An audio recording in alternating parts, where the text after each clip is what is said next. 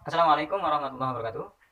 Teman-teman, jumpa lagi dengan channel Mas Asikin Official. Pada video kali ini saya akan share kepada kalian semua tentang apa itu buhul sihir. Ya. Tapi sebelumnya, kalian subscribe dulu channel ini, kemudian like, komen, dan share video ini agar lebih bermanfaat sampai ke akhirat. Oke, langsung saja kita bahas. Ya. Di dalam Al-Quran, Allah Subhanahu wa Ta'ala berfirman di dalam surat Al-Falaq yang artinya, katakanlah, aku berlindung kepada Rob yang menguasai subuh dari kejahatan makhluknya, dan dari kejahatan malam apabila telah gelap, dan dari kejahatan wanita-wanita tukang sihir yang menghembuskan buhul-buhul dari kejahatan orang-orang yang dengki apabila ia dengki. Ini di dalam surat Al-Falaq ayat 1-5. Buhul adalah benang halus atau tali penghubung, ikatan berupa kabel gaib yang menghubungkan antara benda sihir, yaitu jimat, tumbal, boneka, dan sebagainya, sebagai pusat yang terhubung dengan target. Keduanya ini saling mengikat satu sama lainnya. Benda sihir yang diikat sering juga langsung disebut sebagai buhul. Kemudian, pada surat Al-Falaq, Al-Qurtubi mengemukakan, dan dari kejahatan wanita-wanita tukang sihir yang menghembus pada buhul-buhul, yakni tukang-tukang sihir wanita yang menghembuskan pada buhul-buhul pada saat membaca mantra. Tafsir Al-Qurtubi halaman 257.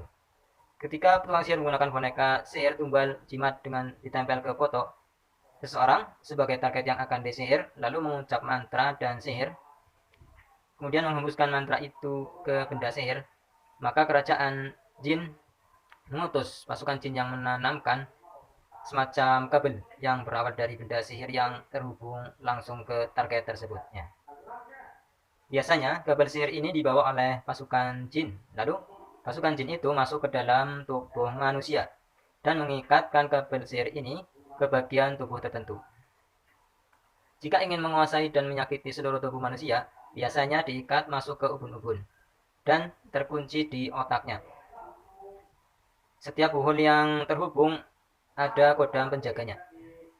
Jika kabel sihir tertancap di kepala misalnya, maka di dalam otak target ada kodam jin penjaga yang bertugas sebagai operator. Ini untuk menjaga transmisi gelombang sihir agar sempurna menyakiti target. Biasanya kodam ini diikat dengan buhul juga oleh pimpinan mereka agar tidak kabur dan bisa tetap menjadi pengendali sihir.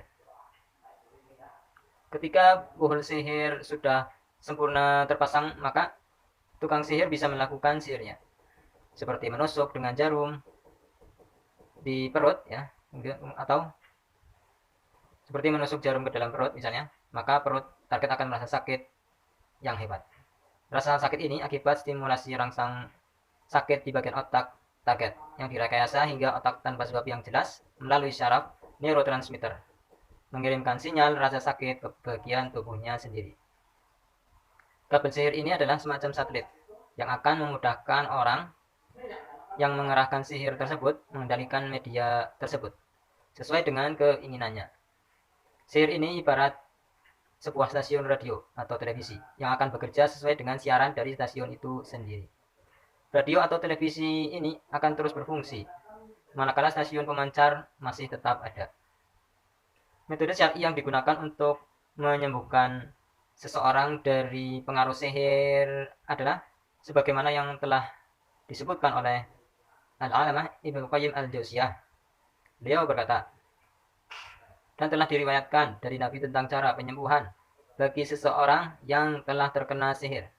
Cara tersebut ada dua macam. Salah satunya, dan cara ini adalah yang paling utama, yaitu menemukan atau mengeluarkan buhul-buhul sihir dan menghancurkannya. Sebagaimana telah sahih dari Nabi SAW ketika beliau terkena sihir. Beliau meminta kepada Allah Subhanahu wa Ta'ala agar diperlihatkan tempat buhul-buhul sihir itu. Maka Allah Subhanahu wa Ta'ala mengabulkan permohonan beliau. Lalu beliau mengeluarkan buhul-buhul sihir itu dari dalam sumur. Maka ketika buhul-buhul itu telah dikeluarkan, hilanglah pengaruh sihir pada diri Nabi. Seakan-akan dilepaskan dari ikatan simpulnya. Lalu Ibnu Qayyim Al-Jauziyah mengatakan, Dan termasuk langkah penyembuhan yang paling bermanfaat dalam menghilangkan sihir adalah dengan pengobatan ilahiyah yang berupa zikir-zikir, membaca ayat-ayat Al-Quran, dan doa-doa yang disyariatkan. Ini adalah cara kedua untuk menyembuhkan seseorang dari pengaruh sihir, yaitu dengan doa-doa yang disyariatkan. Membaca Al-Quran kepada orang yang terkena sihir, atau yang biasa disebut dengan ruqyah, yaitu dengan membaca surat Al-Fatihah, Al-Ikhlas, An-Nas, Al-Falaq, dan surat lainnya. Kemudian meniupkan ludah yang sangat sedikit, ya, artinya ini bukan meludah yang banyak, ya, kepada orang yang diruqyah, gitu ya. Semoga yang sedikit ini bermanfaat. Kita tutup dengan membaca doa kafaratul majlis. Subhanaka Allahumma wa bihamdika asyhadu an la ilaha illa anta astaghfiruka wa atubu ilaik. Jangan lupa share video ini, ya. Wassalamualaikum warahmatullahi wabarakatuh.